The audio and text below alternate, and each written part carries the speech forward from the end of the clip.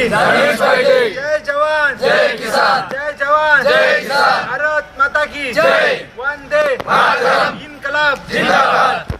शेतकरी एकजुटीचा विजय असो, शेतकरी एकजुटीचा विजय असो। शेती ते रस्ता झालाच पाहिजे, शेती ते रस्ता झालाच पाहिजे, गाव ते समृद्धी झालीच पाहिजे, गाव ते समृद्धी हम तुम्हारे साथ है। भारत माता की जय, भारत माता की जय। शेती ते रस्ता झालाच पाहिजे, शेती ते रस्ता झालाच पाहिजे। कोण म्हणतंय देत नाही, कोण म्हणतंय देत नाही। भारत माता की जय। शेती ते रस्ता झालाच पाहिजे, शेती ते रस्ता झालाच पाहिजे, गाव ते समृद्धी झालीच पाहिजे, गाव ते समृद्धी झालीच पाहिजे। शेतकरी एकजुटीचा विजय असो, शेतकरी एकजुटीचा विजय असो। अरे कोण म्हणतंय देत नाही, कोण म्हणतंय देत नाही।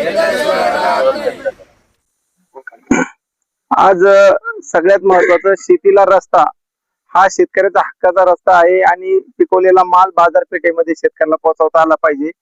त्याला त्याच्या मुलांचं, त्याच्या व्यवसायाचं त्या ठिकाणी त्याचा व्यवसाय त्याला करता आला पाहिजे, त्याच्या मुलांचं संरक्षण त्या ठिकाणी करता आलं पाहिजे। शेतकऱ्यासाठी महत्वपूर्ण असे शासन निर्णय सरकारने काढले, परंतु त्याची अंमलबजावणी होत नाही। त्या संदर्भात राज्यभरातल्या अनेक शेतकऱ्यांनी या प्रशासकीय कार्यालयामध्ये कागदपत्र न्यायालयामध्ये पण हेलपाटे चाललेले आहेत। या संदर्भात आपण writ petition Chhatrapati Sambhaji high court मध्ये टाकली होती। त्या रिट पिटिशनच्या आधारे आपल्या ऍडव्होकेट प्रतीक्षाताई काळे यांनी त्या संदर्भात न्यायालयामध्ये आपली प्रभावी अशी बाजू मांडली आणि हायकोर्टाने विशेष असे आदेश त्या ठिकाणी तहसीलदारांना दिले होते। 60 दिवसाच्या आत रस्ता खुला करून द्यायचा आणि प्रत्येक मोफत मोजणी आणि मोफत संरक्षण अशा प्रकारचे आदेश त्या ठिकाणी काढले होते, परंतु त्याची अंमलबजावणी न झाल्यामुळे आपण राज्यभर या ठिकाणी चळवळ पोहोचवलेली आहे।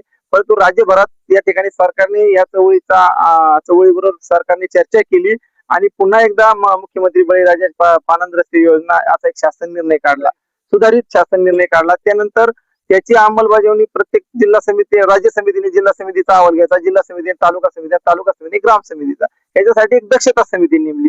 परंतु ही दक्षता समिती कुठल्या प्रकारचं काम करत नाही आणि शेतकऱ्यांची हेलपाटे अजूनही चालू आहे।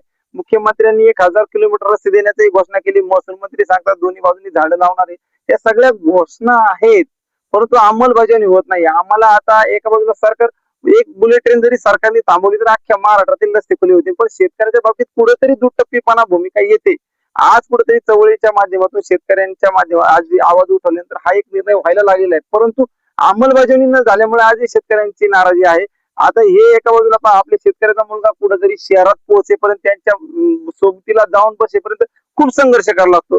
आज शहरातली मुलं विदेशात जातात, शिकतात, त्यांचे एक दर्जा वेगळ्या पडतात, पण शेतकऱ्याचं जीवन हे अशा पद्धतीने जर खालवलं राहिलं, त्याच्या आज अंत्यविधी घरात झाला, कोणाला हॉस्पिटल न्यायचं झालं, अनेक संकटातून आज शेतकरी 3-3 किलोमीटर 4-4 किलोमीटर पायी प्रवास करावा लागतो। आज यंत्रसामुग्री आली, अनेक दुग्ध व्यवसायाचे अनेक व्यवसाय असे बंद पण पडायला लागले आणि शेतकऱ्यांमध्ये फौजदारी स्वरूपाच्या घटना वाढल्या। या संदर्भात शासन निर्णयाची अंमलबजावणी न झाल्यामुळे मग ज्या ठिकाणी अशा प्रकारचा दक्षता समिती अहवाल घेत नाही, आज सरकारचे असे प्रशासकीय अधिकारी काम करत नसेल, जिथं जिथं अशा प्रकारच्या चुका प्रशासकीय अधिकाऱ्यांकडून होतात, त्या संदर्भात आम्ही ऍडव्होकेट प्रतीक्षा काळे यांना सांगितलं की याच्यावर आपल्याला काम करावं लागणार। त्या संदर्भात आम्ही राज्यभरातल्या प्रतिनिधी पुन्हा एकदा बैठक लावणार आहोत। आता याच्यावर प्रत्येक राज्यभरात आम्ही सांगितलं का ब्रिटिशकालीन शिवरस्ते जे होते, पूर्वीच्या काळी दगडी नंबरी लावलेले होते, त्याच्या हद्द निश्चित होत्या, आता पुन्हा सगळ्या राज्यभरातल्या प्रत्येक नकाशावरच्या रस्त्याला आणि इतर रस्त्यांच्या नोंदी घेऊन या सगळ्या रस्त्यांना तुम्ही दगडी नंबरी लावा, जेणेकरून दगडी नंबरीचं सर्वेक्षण करता पुन्हा त्याच्यावर अतिक्रमण होणार नाही। सरकारने सांगितलं तुमच्या शासकीय योजना बंद करू, परंतु तुम्हाला अतिक्रमण सिद्ध करण्यासाठी मोजणीची यंत्रणा आहे का? तुम्ही मोजणी करताय, तुम्ही कसं सिद्ध करणार? सरकार मोजणीच करत नाही तर अतिक्रमण सिद्ध कसं करणार? मोजणीसाठी यंत्रणा नाही, मग आज तुम्हाला सगळा अहवाल साध्य करावा लागेल। एका तहसीलदाराने आदेश दिला तर तुम्हाला भूमी अभिलेखकडे जावं लागतं, पोलीस स्टेशनला जावं। शेतकऱ्याला हेलपाटे कशाला मारायला लागतात? शेतकऱ्याचे हाल करू नका, शेतकरी आता सहन करू शकत नाही। एक मर्यादा संपलेली, निसर्गाबरोबर संरक्षण करायचं, पर्यावरणाबरोबर लढायचं का कुटुंब सांभाळायचं? लोक खरंच मानसिक दृष्ट्या या ठिकाणी आजारी पडायला लागले, काही त्यांचे आरोग्याचे प्रश्न निर्माण झाले, फौजदारी गुन्हे। आता ही वेळ सहन करण्याची संपलेली आहे, सरकारने आता याला गांभीर्याने घ्यावं। आम्ही जरी आज पण महाराष्ट्र अख्खा वाट पाहतोय, कारण याच्यामध्ये महाराष्ट्राची एकजुटीची भविष्याची दिशा याच्यामध्ये ठरलेली। या चळवळीच्या माध्यमातून प्रेम निर्माण होणार आहे, या चळवळीच्या माध्यमातून रोजगाराच्या संधी निर्माण आहे, या चळवळीच्या माध्यमातून आज जमिनीचं व्हॅल्युएशन वाढणार आहे। कारण रस्ता आला तर जमिनीचं 10 लाख 50 लाख कुठेतरी एक मोठं परिवर्तन या माध्यमातून आलंय। जास्त तुम्हाला असं वाटतं सरकार हे उडवाउडवी करत आहे. नाही, सरकारने घोषणा काढलीत, हा उडवाउडी निश्चित. सरकारने ज्या अर्थी तुम्ही दक्षता समिती स्थापन केली, दक्षता समितीचा अहवाल कोण घेणार? तुम्ही समिती कायसाठी स्थापन केली? यांच्या सगळ्या समित्यांचा अहवाल. दक्षता समितीचा तुम्ही अहवाल घ्यावा. पाठपुरावा जर तुम्ही करत नसाल, आम्हाला जर रस्त्यावर यावं लागत असेल, तुम्ही बनवलेल्या कायद्याचं जर तुम्हाला अंमलबजावणी करता येत नसेल येत, तर या सगळ्या अधिकाऱ्यांना आम्ही न्यायालयामध्ये कटघऱ्यामध्ये उभं केल्याशिवाय थांबणार नाही. आणि आमच्या एका तालुक्यापुरतं जिल्ह्यापुरतं मर्यादित तवळ न ठेवता राज्यभरातल्या प्रत्येक शेतकऱ्यांना न्याय देण्याची आमच्या प्रतीक्षा ऍडव्होकेट यांनी जे निर्णय आज या मीटिंग मध्ये घेतलेला आहे, त्यांचं मी चवीच्या वतीने मनापासून आभार मानतो. पुढची दिशा त्या ठरवतील. काय बोलणार याच्याविषयी? आपण आज शेतकऱ्यांची बैठक आयोजित केली होती आणि मला मार्गदर्शनासाठी म्हणून इथं बोलवलं होतं. तर आपण आज शेतकऱ्यांना कायदेशीर मार्गदर्शन केलेलं आहे. बऱ्याचदा शेतकऱ्यांच्या अज्ञानामुळे त्यांचा गैरफायदा घेतला जातो. त्यांना जो काही रस्त्यासाठी अर्ज करायचा असतो, मग नवीन रस्त्यासाठी असो किंवा पूर्वापार चालत आलेल्या रस्त्यासाठीचा अर्ज करायचा असतो, त्या अर्ज करताना काही चुका होतात. कधी कधी तो वेळेत अर्ज केला जात नाही किंवा पाठपुरावा करण्यात कधी कधी ते कमी पडतात. मग त्यांनी काय प्रयत्न करायला हवेत, कशा पद्धतीनं अर्ज करायला हवा, त्याच्यामध्ये काय बाबी नमूद करायला हव्यात, त्याच्याबरोबर कुठले कागदपत्र द्यायला हवेत, याबाबत आपण आज मार्गदर्शन केलेलं आहे. खरं तर हा रस्त्यांचा जो काही शेतकऱ्यांचा प्रश्न आहे, हा म्हणजे खूप वर्षापासूनचा प्रलंबित प्रश्न आहे आणि या प्रश्नाकडे सातत्याने दुर्लक्ष केलं गेलंय. त्यामुळे आज आपण जे काही पाहतोय की एवढ्या संख्येने शेतकरी आलेत, परंतु संपूर्ण महाराष्ट्रभरातल्या शेतकऱ्याला हा मोठा प्रश्न आहे त्यांच्या समोर. शेतात जायचंय तर रस्ता नाहीये किंवा शेतातून पीक घेऊन यायचंय तर रस्ता नाहीये. बाजारपेठेपर्यंत शेतातलं पीक नेण्यासाठी त्यांना फार मोठे कष्ट करावे लागतात. शेतातलं पीक पिकवण्यासाठी पण फार मोठे कष्ट करावे लागतात. त्यामुळे हा रस्त्याचा जो काही प्रश्न आहे, तो आता शरद पवार साहेबांनी सांगितलं की कशा पद्धतीनं सोडवायचा आहे. ज्या ज्या पद्धतीनं सोडवण्याचा प्रयत्न करावा लागणार आहे, ते सगळे प्रयत्न केले जातील. आणि या निमित्ताने मी आणखी एक आवाहन करते, म्हणजे शासन दरबारी पण हे आवाहन करू इच्छिते की जे काही शासन निर्णय तुम्ही कागदपत्रांवरती आणलेले आहेत, तर त्याची यशस्वीरित्या अंमलबजावणी कशा पद्धतीनं तुमच्या स्तरावर करता येईल त्या पद्धतीनं करा. अन्यथा शेतकऱ्याला कोर्टात गेल्याशिवाय पर्याय नाही. तुम्हाला मी वाटतं की यामध्ये शेतकरी सुद्धा कुठे ना कुठे कालमटोल करत आहे. सगळे असते प्रॉपर्टीची भांडण असते, त्यामुळे हे उशीर होतो. एक गोष्ट लक्षात घ्या की ज्या एक मिनिट आहेत किंवा शेतातले अंतर्गत जे रस्ते आहेत, तर एक जण कोणीतरी अडवतोय म्हणून दुसऱ्याला त्याचा त्रास होतोय. तर प्रत्येक शेतकऱ्यांनी सामंजस्याची भूमिका घेतली तर ते त्या त्या स्तरावरती हे प्रश्न मिटू पण शकतात. परंतु प्रत्येकाला असं वाटतं की माझ्या शेतातून मी जागा का देऊ किंवा माझ्या शेतातून याला का जाऊ देऊ. म्हणजे ही जी मानसिकता आहे एकमेकांचे पाय खाली खेचण्याची, या मानसिकतेमुळे पण हे प्रश्न पुढे येतात. परंतु हे प्रश्न पुढे आल्यानंतर कोणीच म्हणत नाही की मी चूक आहे किंवा माझ्याकडून काहीतरी चुकी होते किंवा मी 2 पावलं मागे येतो म्हणजे समोरच्याला त्याचा काहीतरी फायदा होईल. त्यामुळे खरं तर आपल्याला हे प्रश्न घेऊन कोर्टात जावं लागतंय किंवा तहसीलदारांसमोर जावं लागतंय. जी काही कायद्याने बांधून दिलेल्या चौकटी आहेत त्या चौकटींमध्ये जावं लागतंय.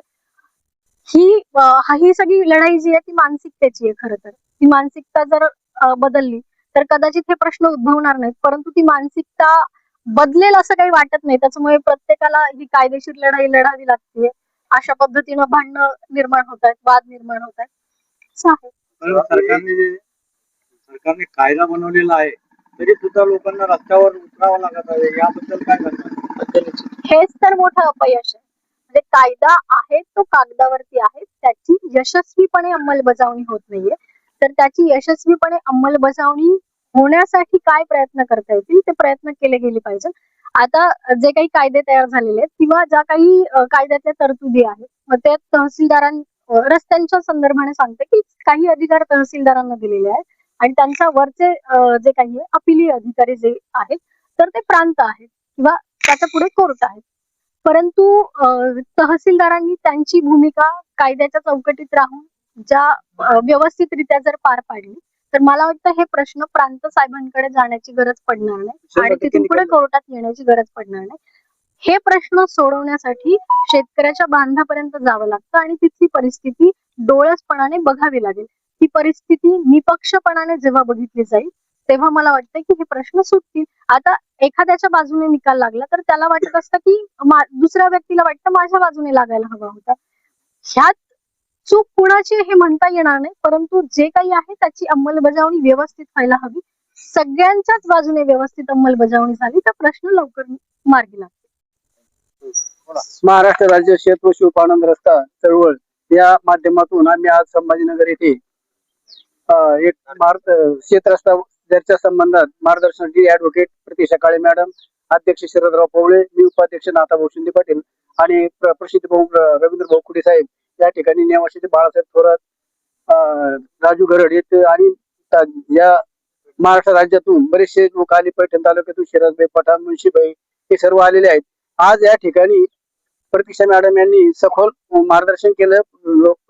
शेतकऱ्यांनी शेत रस्ता मिळावा म्हणून जो अर्ज करायचा तो सुधारित अर्ज केला पाहिजे, तो कायद्याच्या चौकटीत शेवटपर्यंत टिकेल असा अर्ज केला पाहिजे. परंतु आता या ठिकाणी काय झालं, मुख्यमंत्री बळीराजा शेती योजना आलेली आहे, ती शेत रस्ता योजना ही आता आमदारांच्या ताब्यात दिलेली आहे. सगळं प्रत्येक आमदारांनी त्या ठिकाणी प्रत्येक तालुक्यामध्ये जाऊन त्या ठिकाणी प्रत्येक शेतकऱ्याला शेत रस्ता दिला पाहिजे, याची जबाबदारी आमदारांनी केली पाहिजे. बावनकुळे साहेब यांना आम्हाला मुंबई येथे सांगितले आहे, परंतु हीच अंमलबजावणी होत नाही. म्हणून आता आम्ही या ठिकाणी ऍडव्होकेट मॅडम यांच्या मार्फत प्रांताधिकारी, जिल्हाधिकारी आणि यांच्या विरोधात सशर्त असा एक आंदोलन पावित्रा घेणार आहोत. यांनी आज संभाजीनगर मध्ये जी परिषद आयोजित केली आणि एक सल्ला आणि मसलत करण्यासाठी आपण इथं जमा झालो, त्या अनुषंगाने कायदेशीर सल्ला देण्यासाठी आपल्याकडं प्रतीक्षाताई काळे आज उपस्थित झाले आहेत. त्यांच्याही काळेच्या करता आपण त्यांचं अभिनंदन करू. यापुढे आपली महाराष्ट्र राज्य चळवळ ही अशी कार्यरत राहणार आहे. फक्त याच्यावर विश्वास ठेवला पाहिजे का निश्चित आपल्याला कुठेतरी मार्ग मिळेल. आणि दुसरी गोष्ट म्हणजे ही चळवळ मॅडमने सांगले कायदेशीर आणि एक दुसरी हिसकावून घ्यायची. हिसकावून कशी घ्यायची, आता सगळे निर्णय माहिती झालेले आहे, आपल्याला योग रस्ता आहे. 2 मिनिट थांबा, तर तुम्हाला सांगायचं कायदेशीर कशी आणायची. तर माझा एक अनुभव आहे, ज्या टायमाला मला रस्ता पाहिजे नव्हता त्या टायमाला चळवळ बी नव्हती. मी अगदी 4-5 वर्षापूर्वी इतकी कडक पद्धती प्रशासन जागेवर आणलं होतं. त्यावेळेस तहसीलदाराला निवेदन दिलं, ग्रामपंचायतला सगळ्यांना दिलं, कोणीही रस्ता द्यायला. शेवटचा पर्याय ठेवला उपोषणाचा. 3 दिवस उपोषण केलं. पहिल्या दिवशी नायब तहसीलदार आणि व्हिडिओ आले, म्हणे साहेब इथं 3 कोर्टात दाखल केलेलं आहे, तुम्ही उठा येतो. म्हणलं दाखवा कोर्टाचं, मला पत्र दाखवा. एखादा सांगन संभाजीनगर माझ्या हातीतून चालला तो रस्ता नाही, मग तुम्ही बंद करणार रे. म्हणलं ते नाही. मग एक काम करा, मला त्याचा लेटर आणा. मग माझे ते 2 दिवसात सगळं लेटर वगैरे तयार केले आणि मला रस्ता खुला करून दिला. या पद्धतीने आपल्याला पुढे जावं.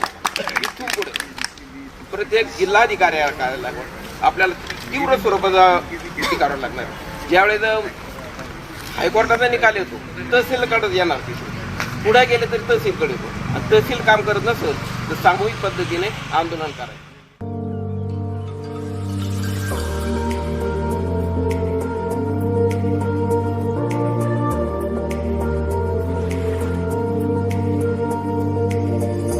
Subscribe now and press the bell icon. Never miss an update.